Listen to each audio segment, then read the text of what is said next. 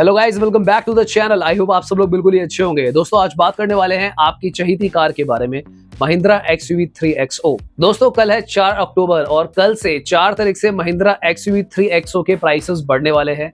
जी हाँ, बिल्कुल सही सुन रहे हो आप। महिंद्रा ने डिसाइड कर लिया है कि वो XUV 3XO के प्राइसेस बढ़ाने वाले हैं। इस वीडियो को अगर आप पूरा एंड तक देखते हो तो मैं आपको बताऊंगा कि किस वेरिएंट पे कितना प्राइस बढ़ा है। एक्चुअली हर वेरिएंट पे अलग अलग तरीके से महिंद्रा ने प्राइसेस को बढ़ाया है। जिन लोगों की कार ऑलरेडी बुक्ड है उनका इन प्राइसेस पे क्या असर पड़ेगा, अगर आप खरीदते हो तो कितना आपको एक्स्ट्रा पे करना है, क्या ये प्राइसेस बढ़ने के बाद आपको XUV 3XO लेनी चाहिए नहीं लेनी चाहिए, क्या फायदा क्या नुकसान है, इस वीडियो में सारी बातें करने वाले। दोस्तों आप सभी लोगों के प्यार की वजह से हमारा चैनल 50,000 सब्सक्रिप्शन तक पहुंचने वाला है, तो प्लीज अगर आपने अभी तक सब्सक्राइब नहीं करा है चैनल को सब्सक्राइब कर दीजिएगा। चलिए शुरू करते हैं। नमस्कार, जय हिंद दोस्तों। आई होप सारे शेयर बढ़िया होंगे। दोस्तों कल ही हम महिंद्रा की तारीफों के पुल बांध रहे थे कि महिंद्रा ने क्या सक्सेस दिखाई है। उन्होंने टाटा मोटर्स को लास्ट मंथ सेल्स के मामले में भी इनफैक्ट बीट कर दिया। जहां पे हम इतनी बढ़ाइयां कर रहे थे महिंद्रा की, सडनली ये न्यूज आ रही है कि भाई कार के प्राइसेस बढ़ रहे हैं। अब देखो शुरुआत तो XUV 3XO से हुई है। अब प्रॉब्लम ये है कि कंज्यूमर ना बीच में फंस गया है। फॉर एग्जाम्पल जिसने XUV 3XO लेने का मन बना लिया था, अब कार के प्राइसेस बढ़ रहे हैं। अब ऐसा तो है नहीं कि वो जाके थार रॉक्स ले लेगा या फिर XUV 700 ले लेगा, तो उसके पास कोई चॉइस नहीं बचती है। तो महिंद्रा ने बहुत स्मार्टली खेला है। इनफैक्ट जो प्राइसिंग जिस तरीके से बढ़ी है, जो मैं आपको भी बताऊंगा, आपको खुद रियलाइज होगा कि महिंद्रा का एक्चुअल प्लान क्या है। महिंद्रा खुद ये चाह रहे हैं कि जो लोअर वेरिएंट्स है कार के वो ज्यादा ना बिके, अपर वेरिएंट्स ज्यादा बिके।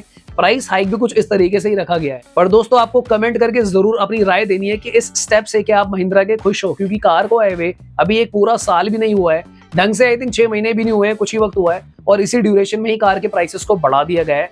तो हर बार की तरह महिंद्रा ने वही किया है कि पहले कार को कम प्राइस में लॉन्च करो, वो अपने मार्केट करेगी, उसके बाद कार के प्राइसेस को बढ़ा दो। चलिए फटाफट से सारे वेरिएंट्स के बारे में बात करते हैं कि क्या प्राइसेस बढ़े हैं, क्या फायदा क्या नुकसान है और क्या फीचर्स में भी कुछ चेंजेस हुए हैं या नहीं। दोस्तों मैं फटाफट एक क्विक अपडेट दे दूं। मैंने आपको 4 अक्टूबर बोला था प्राइस बढ़ेंगे, पर 4 से ना बढ़ के ये 6 अक्टूबर को बढ़ेंगे। हालांकि 2 दिन की बात ही है, पर करेक्ट करना जरूरी था। अब दोस्तों सबसे पहले बात करते हैं कार के पेट्रोल वेरिएंट्स की, क्योंकि पेट्रोल पे अलग प्राइसेस बढ़ाए गए हैं और डीजल पे अलग प्राइसेस बढ़ाए गए हैं। तो पेट्रोल पे अगर आप MX1 लेते हैं तो MX1 पे 30,000 रुपए तक का प्राइस हाइक कर दिया है। यानी कि जो कार आपको 8.5 लाख रुपए ऑन रोड मिल रही थी, अब वो 8,80,000 रुपए ऑन रोड पे जा चुकी है। अगर हम बात करें AX5 की दोस्तों, तो AX5 में भी आपको 30,000 रुपए का प्राइस हाइक देखने को मिलने वाला है। दोस्तों MX1 और AX5 के अलावा अगर आप MX2 Pro खरीदते हैं अब, तो वहां पर 25,000 रुपए का हाइक कर दिया गया है। MX3 पर भी 25,000 रुपए का हाइक कर दिया गया है। AX5 लग्जरी अगर आप बुक करते हैं तो उसमें भी 25,000 रुपए का हाइक कर दिया गया है। दोस्तों अगर हम बात करें MX3 Pro और AX7 की, तो यहाँ पर महिंद्रा ने कोई भी प्राइस हाइक नहीं करा है। सो दोस्तों अगर बेसिकली देखा जाए कि MX1 जो कि बेस मॉडल हो जाता है और AX5 जो सबसे डिमांडेड VFM मॉडल था, वहीं पर मोटा वार करा है महिंद्रा ने। 30,000 रुपए सबसे ज्यादा प्राइस उन्हीं दोनों वेरिएंट्स का बढ़ा दिया है।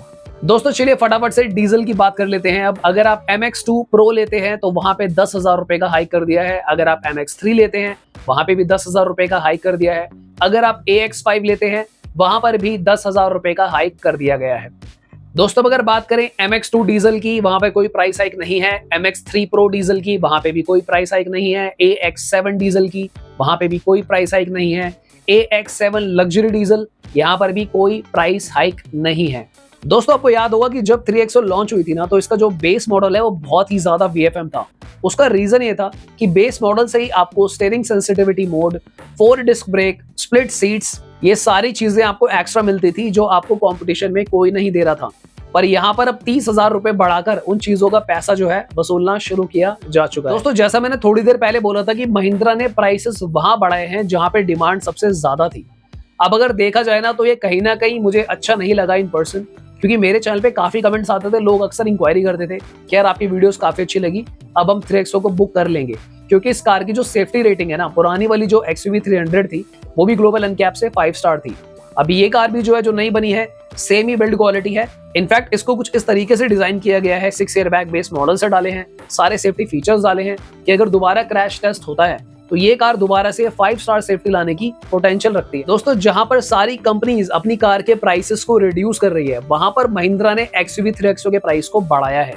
अब अगर आपको याद होगा ना, मैंने अपनी पुरानी वीडियोस में 1-2 बार बोली भी ये बात कि यार जो चीजें महिंद्रा ऑफर कर रही थी ना इसके बेस मॉडल में, तो या तो मुझे ऐसा लगता है कि जितनी यूनिट्स इनको डिलीवरी करनी थी इन्होंने कर दी है। अब ये वापस से अपनी कार के प्राइसेस को बढ़ा रहे हैं, क्योंकि मुझे लगता है हर महीने आराम से 10,000 यूनिट इसकी बिक रही है। दोस्तों यहाँ पर ना एक चीज और भी मुझे लगती है प्राइसेस को बढ़ाने की। देखो यहाँ पर अगर आप महिंद्रा की कार्स का पोर्टफोलियो देखते हो तो इसके बाद जो अपर रेंज में आप जाओगे तो वहां पे आपको थार मिलती है, XUV 700 मिलती है। अब जिसको XUV 300 लेनी है वो बुलेरो पे तो नहीं जाएगा, क्योंकि बहुत जमीन आसमान का डिफरेंस है। अब कंज्यूमर के पास ऊपर क्या ऑप्शन बचता है, या तो वो थार रॉक्स पे जाए, थार पे जाए, या फिर XUV 700 पे जाए। पर मुझे नहीं लगता कि यार जिस बंदे को कॉम्पैक्ट SUV लेनी हो वो इतना ऊपर जाएगा। सो अंत में वो ज्यादा पैसा देकर XUV 3XO को ही बुक करेगा। सो यहाँ पे बहुत सोची समझी प्लानिंग के साथ महिंद्रा ने स्टेप लिया है। अब आपको कमेंट करके ये बताना है कि जो महिंद्रा की सेल्स बढ़ रही है, क्या उसके बावजूद उन्होंने ये जो स्टेप लिया है ये अच्छा स्टेप लिया है या फिर नहीं लिया है। अब दोस्तों बात कर लेते हैं कंक्लूजन की कि ये प्राइस बढ़ने के बाद क्या करें, इस कार को खरीदें या ना खरीदें। देखो टू बी ऑनेस्ट 30,000 रुपए इन लोगों ने बढ़ाए हैं।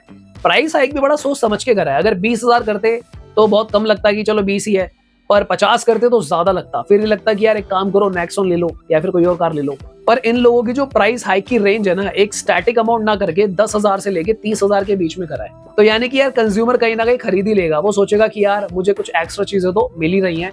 पर एक बात जो पहले फैक्टर निकल कर आ रहा था ना दोस्तों, जो मैं भी कहता था बार बार कि बहुत सही VFM है, 3-4 चीज एक्स्ट्रा मिल रही है, अब वो एक्स्ट्रा रही नहीं, उसके पैसे आप दे ही रहे हो। तो कहीं ना कहीं देखो वही बात आ गई कि कान यहाँ से पकड़ो या फिर यहाँ से पकड़ो। कार मेकर्स जो है कहीं ना कहीं आपकी जेब से पैसा निकाल ही ले रहे हैं। दोस्तों हैरानी की बात ये भी है कि टाटा अपनी कार के प्राइसेस को रिड्यूस कर रहे हैं, सिट्रन अपनी कार के प्राइसेस को रिड्यूस कर रहे हैं। महिंद्रा ने कुछ ज्यादा जल्दी दिखाई है मुझे लगता है प्राइसेस को बढ़ाने में। ये जो ग्राफ अभी थोड़ा सा ऊपर जा रहा है ना, लगता है महिंद्रा को खुद ही पसंद नहीं आया है, क्योंकि ये सही तरीका मुझे कहीं ना कहीं नहीं लगा। थोड़ा सा टाइम और रुकना चाहिए था, एटलीस्ट दिवाली का वेट करना चाहिए था, या फिर उन लोगों ने सोचा कि भाई दिवाली पर जो भी सेल हो रही है ना उसी में पैसा कमा लो, क्योंकि देखो दिवाली आ रही है, अब तो कार की सेल्स होनी है। तो यहाँ पर प्राइसेस बढ़ाने का मतलब है कि ये काफी सोची समझी प्लानिंग थी। ये पहले से ही प्लान था कहीं ना कहीं माइंड में कि भाई दिवाली के आसपास बढ़ा देंगे, बुकिंग्स आती है तो वहां से रिकवरी हो जाएगी। सो इन शॉर्ट जिन लोगों ने 8.5 लाख में ले ली तो ले ली भाई, उनको बहुत VFM पैकेज मिल गया। मैं जनरली बता रहा हूँ। अब ये जो कार है 30,000 रुपए का सीधा सीधा रेट पड़ गया है, तो थोड़ा सा आपको बुरा लग सकता है कि क्या होगा। जिन्होंने बुक ऑलरेडी कर रखी है, तो देखो जो थंब रूल है वो ये होता है कि जब कार आप बुक करते हो, फॉर एग्जाम्पल आपने 8 लाख की बुक करी और जब आपकी डिलीवरी का टाइम है 6 महीने बाद, अगर तब जाकर वो 8.5 लाख की हो जाती है, तो नॉर्मली तो आपको पैसा पे करना पड़ता है। हालांकि आप एक बार चाहो तो अपनी डीलरशिप पे डबल क्रॉस चेक कर सकते हो। आप उनको कॉल करो, उनसे पूछ लो एक बार कि भाई क्या सीन है, या फिर अगर आपको लेनी ही लेनी है तो क्या ही कर सकते हो, कॉल करके पूछने को कोई सेंस नहीं है, 30,000 दे देना। अगर नहीं लेते वो लोग तो अच्छी बात है, पर अगर आप कंफर्म करना चाहो तो उनसे डायरेक्ट कॉल करके कंफर्म कर सकते हो। कई बार ऐसा होता है कि पूरे इंडिया में चार्जेस एप्लीकेबल नहीं होते हैं, कुछ स्टेट में देने पड़ते हैं, कुछ में नहीं देने पड़ते हैं। डीलरशिप्स की अलग अलग पॉलिसीज होती है अपनी सेल्स को बचाने के लिए कि बुकिंग कैंसिल ना हो जाए।